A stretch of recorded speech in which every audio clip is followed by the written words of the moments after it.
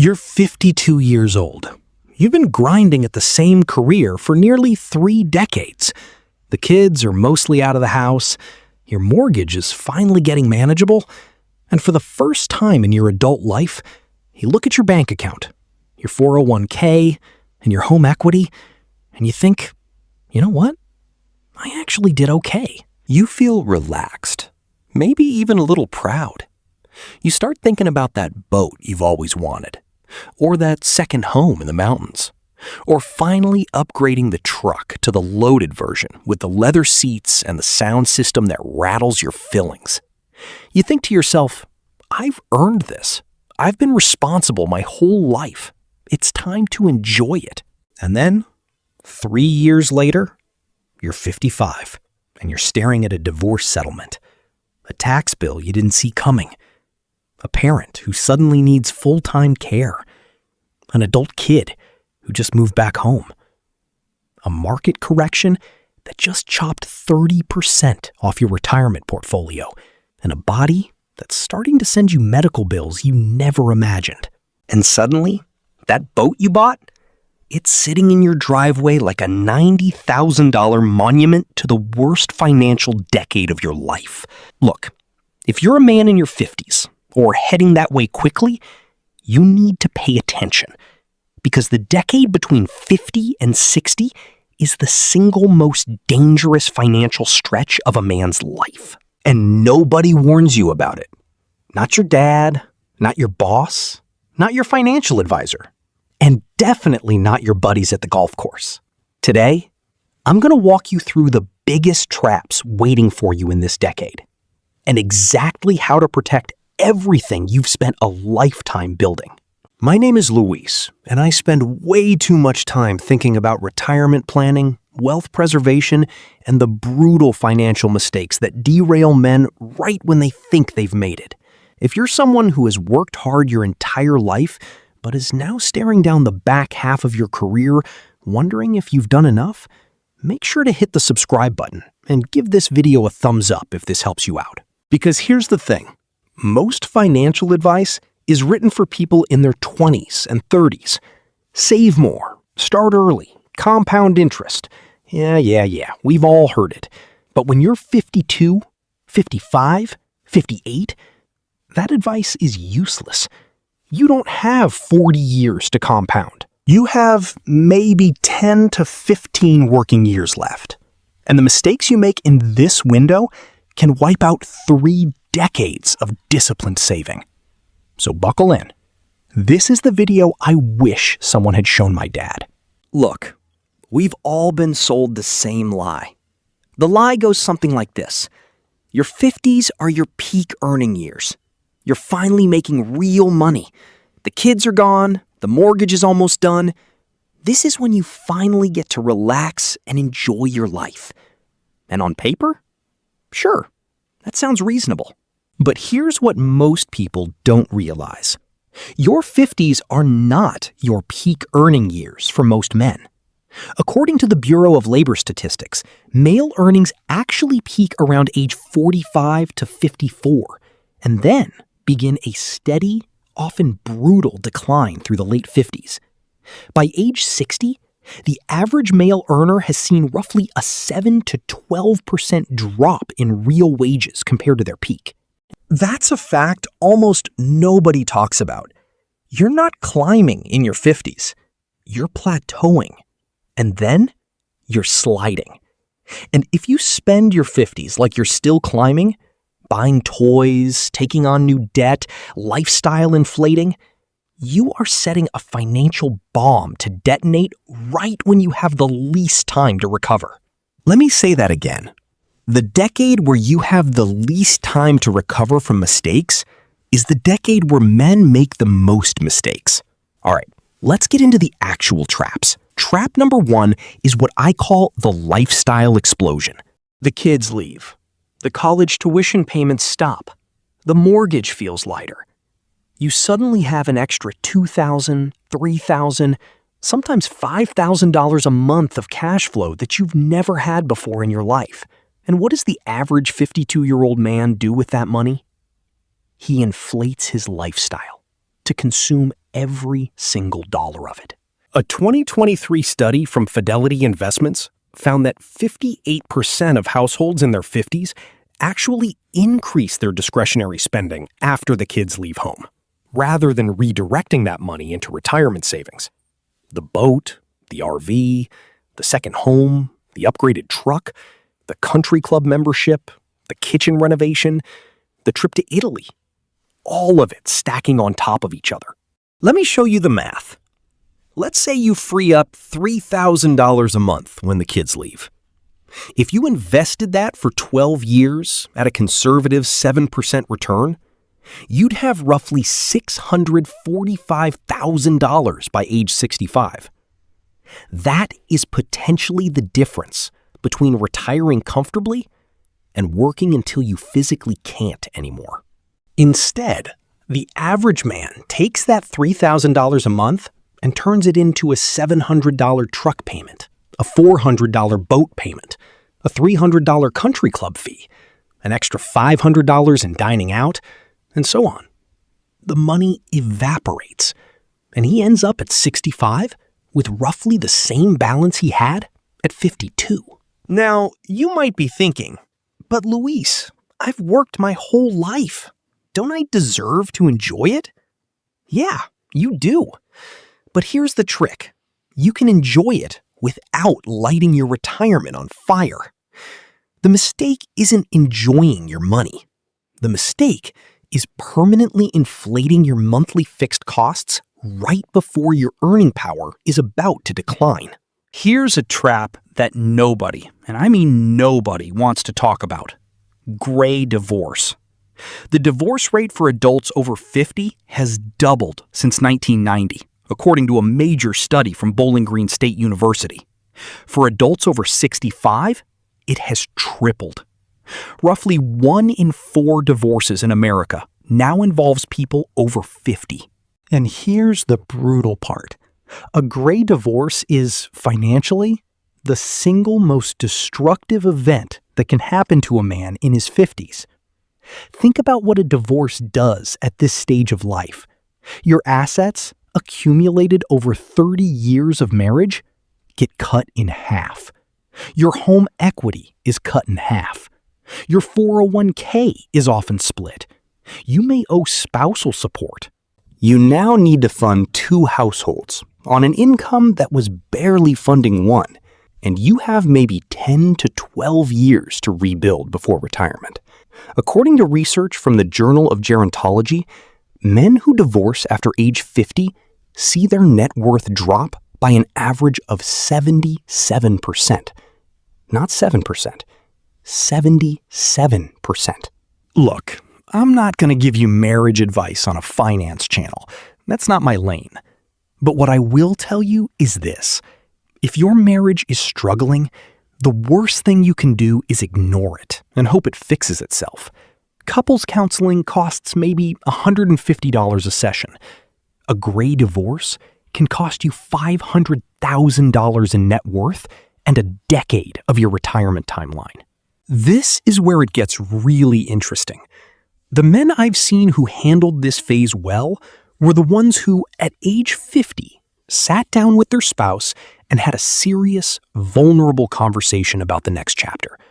What do we want? What's been broken? What needs to change? Because here's the truth. Empty nest is a relationship landmine. When the kids leave, you're suddenly alone with a person you may have been co-parenting with instead of actually being married to for 20 years.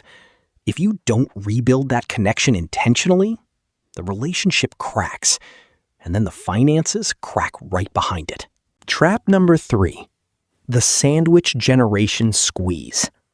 Here's the setup. You're 54. You finally have some breathing room, and then your mom has a stroke. Or your dad gets a dementia diagnosis. Or one of your parents passes, and the other can't live alone anymore. At the same time, your 26-year-old kid loses their job, or gets divorced, or has a baby and can't afford daycare, or just decides graduate school is the move. And guess who's co-signing the loans? You are now sandwiched, financially squeezed from both generations. And the AARP estimates that the average sandwich generation caregiver spends roughly $7,200 per year out of pocket caring for aging parents. And that's the average. For men who become primary caregivers, that number can climb to $15,000, $20,000, or even more, especially when long-term care facilities get involved. We're talking $5,000 to $10,000 a month for memory care. And the adult kids? A Pew Research study found that 59% of parents of adult children have provided financial support to those kids in the past year. The average amount? Several $1,000s annually. But for many families, it's far more. Here's what most people don't realize. You cannot save your way out of this trap reactively. You have to plan for it proactively. Ideally starting in your 40s, but definitely by 50. Action step? Have the conversation with your parents now, before there's a crisis. What's their financial situation? Do they have long-term care insurance? What are their wishes? Is there a will, power of attorney, healthcare directive? I know it's uncomfortable. Do it anyway. Because the alternative is making those decisions in a hospital waiting room while your dad's vitals are crashing. And trust me, that is not when you want to be discovering that he has $11,000 in savings and no insurance. Here's a trap I see destroy men over and over again. The health blind side. Look, in your 30s and 40s, your body is forgiving. You can eat garbage, skip the gym, sleep 4 hours, drink too much, and still mostly function. In your 50s, the bill comes due all at once. The average American man between 50 and 64 has $7,800 in annual out-of-pocket healthcare costs, according to data from the Employee Benefit Research Institute. And that's if nothing major happens. One heart attack, one cancer diagnosis, one back surgery, and you're talking tens of thousands of dollars, even with good insurance. But here's the part that really gets me. Fidelity estimates that a healthy 65-year-old couple retiring today will spend approximately $315,000 on healthcare in retirement, not including long-term care. That's just regular healthcare. If you're 52 and you haven't been taking care of your body, you have a narrow window left to change that trajectory. And I'm not just talking about feeling good. I'm talking about money. Every chronic condition you develop in your 50s becomes a fixed expense for the rest of your life. Type 2 diabetes? That's roughly $9,600 a year in additional medical costs for the rest of your life, according to the American Diabetes Association. High blood pressure medication? Another $1,500 to $3,000 a year. Cardiac issues? Could be $20,000 a year or more, depending on severity. Now, multiply that by 25 or 30 years of retirement. We're talking hundreds of thousands of dollars in completely avoidable medical expenses, just because you didn't take your health seriously when you still had the window to do something about it. Here's the thing. Your 50s are the last decade where lifestyle changes can dramatically alter your health trajectory. Walking 30 minutes a day, lifting weights twice a week, dropping 20 pounds, getting your sleep right, cutting back on alcohol, these aren't just feel-good things. They are some of the highest ROI financial decisions you can make in your 50s. Every dollar you spend on prevention now saves you $10 in treatment later.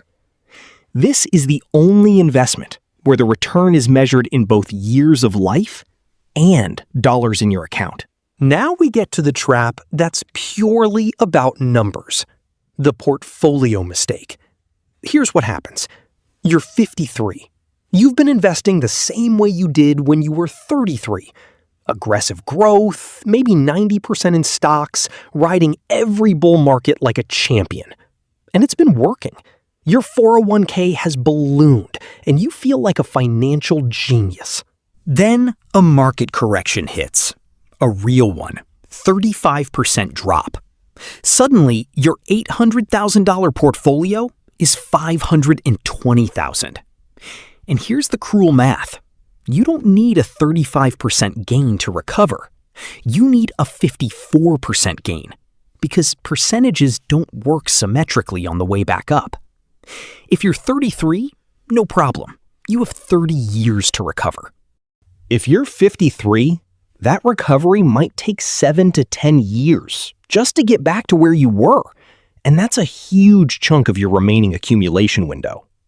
Look, I'm not telling you to panic sell or move everything to bonds. That's the opposite mistake. Going too conservative too early is also a wealth killer, because you need your portfolio to keep growing through retirement. What I am saying is your 50s are the decade where you start systematically de-risking. There's a concept called sequence of returns risk that nobody talks about, and it's terrifying. Basically, the order in which you experience market returns matters enormously when you're close to retirement. Two retirees with the same average return over 30 years can have wildly different outcomes. One ends with $2 million. The other runs out of money at 78. The 5 years before retirement and the 5 years after retirement are called the retirement red zone. If you take a major loss in that window, the damage is often permanent. You don't have time to recover, and you're now withdrawing from a smaller base, which accelerates the depletion. Action step. Sit down with a fee-only fiduciary financial advisor, not a commission-based salesman, a fiduciary, and build what's called a glide path.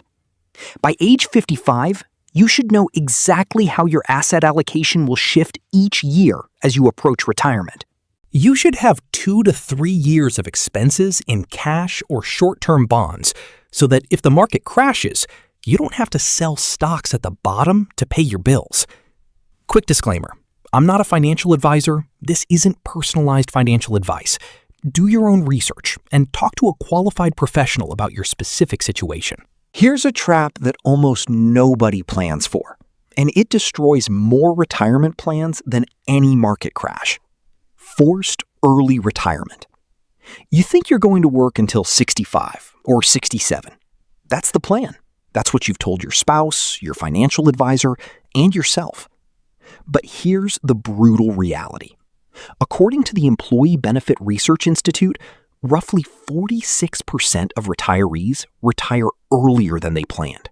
Not because they wanted to, because they were forced to. Layoffs, health issues, caregiving responsibilities, age discrimination, and company restructurings. Think about that. Almost half of all retirees lose control over their own retirement timing. And the financial damage is enormous. Every year you retire earlier than planned, you lose 1 year of contributions, 1 year of compound growth, and you add 1 year of withdrawals. The combined effect of retiring 3 years earlier than planned can reduce your lifetime retirement income by 25 to 35%. Here's what most people don't realize. Age discrimination is rampant for men in their late 50s and early 60s. A landmark study by ProPublica and the Urban Institute found that 56% of workers over 50 are pushed out of long-time jobs before they're ready to retire. And only about 10% of those workers ever return to jobs that pay as well as the one they lost. So what do you do? Here is an action step. Number 1. Build a forced retirement fund. This is separate from your retirement accounts. It's a cash cushion of 12 to 18 months of expenses that exists specifically for the possibility that you lose your job at 58 and can't find equivalent work. Action step number 2. Diversify your skills and income now. If your entire financial future depends on one employer not laying you off, you are exposed. Side income, consulting relationships, certifications in adjacent fields. Anything that makes you more resilient. Action step number 3. Take care of your appearance and energy. I know this sounds shallow, but the data is clear. Men who look and act vital are far less likely to be pushed out. Stay sharp, stay engaged, stay current with technology. Don't become the guy who refuses to learn anything new. The moment you become that old guy who doesn't get it, you've painted a target on your back. All right, last trap.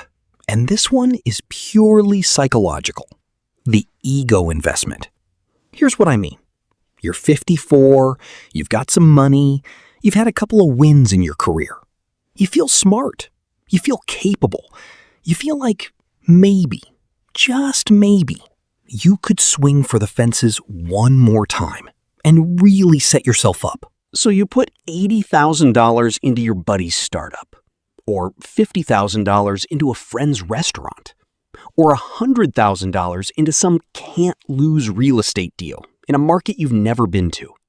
Or you start day trading options because some guy on YouTube made it look easy. Men in their 50s lose more money to ego investments than to almost any other category. It's a special kind of stupid, because the man making the decision usually has just enough financial cushion to feel invincible, but not enough to actually absorb the loss. The data is grim. According to a study from the Small Business Administration, roughly 65% of restaurants fail within 5 years. About 90% of startups fail. Day trading? Studies from the University of California found that 97% of day traders lose money over 12 months. You are not going to be the exception. Your friend is not going to be the exception. The can't lose deal is going to lose. Here's the psychology. Men in their 50s often feel a quiet panic that they haven't accomplished what they thought they would. There's a gap between the life they imagined at 30 and the life they actually have at 55. And rather than accept that gap, they try to close it with one big move, one home run, one score that proves they've still got it. That move almost always destroys them. Here's the truth. By 55, if you've saved diligently, the path to a comfortable retirement is boring. It's index funds. It's maxing out your 401k catch-up contributions. It's not buying stupid stuff. It's not taking on new debt. That's it. The home runs don't happen at 55. They happen at 35. By 55, you're just protecting what you've built. Okay, let me give you a clear action plan to avoid every single trap I just walked through. First, between ages 50 and 55, run what I call a lifestyle audit. Sit down with every recurring expense in your life, every subscription, every membership, every monthly bill. Cut anything that doesn't actively contribute to your happiness or your future. Most men find $500 to $1,500 a month to be pure waste. Second, max out catch-up contributions. The IRS lets people over 50 contribute an extra $7,500 per year to a 401k and an extra $1,000 to an IRA. If you start doing this at 50 and don't stop, you can add $200,000 or more to your retirement nest egg by 65. Third, get your healthcare strategy locked in. Understand exactly what your insurance covers. Look into health savings accounts if you're eligible. They are arguably the most powerful tax-advantaged account in existence for people in their 50s. And get your physical body in order. Treat your health like the financial asset that it is. Fourth, have the hard family conversations. With your spouse about the next chapter. With your parents about their plans. With your adult kids about financial expectations. Avoidance is the most expensive habit in middle age. Fifth, build the forced retirement fund. 12 to 18 months of expenses in cash. Untouchable. sitting in a high-yield savings account. This is your, I just got laid off at 58 and need to figure out my life fund. Sixth, work with a fiduciary financial planner. Not your buddy from college who sells insurance, not the guy at the bank. A real fee-only fiduciary who is legally obligated to put your interests first. The cost is worth it 10 times over. I want to leave you with this. Your 50s are the most underestimated decade in a man's life. Everybody focuses on the 30s. Start early, build the foundation. Everybody romanticizes the 60s, retirement, golden years. But the 50s? The 50s are where the war is actually won or lost. You have one shot at this decade. You can't go back. You can't redo it. Every decision you make in the next 10 years is going to echo for the rest of your life. The lifestyle you build, the relationships you protect, the body you maintain, the portfolio you preserve, the family decisions you handle with grace. All of it compounds into who you become at 65, 70, 80. So don't waste it. Don't sleepwalk through it. Don't assume you've already won the game just because you got close to the end zone. The men who finish strong are the men who treat their 50s like the most important decade of their financial lives. If this video hit home for you, do me a favor. Hit that subscribe button if you haven't already.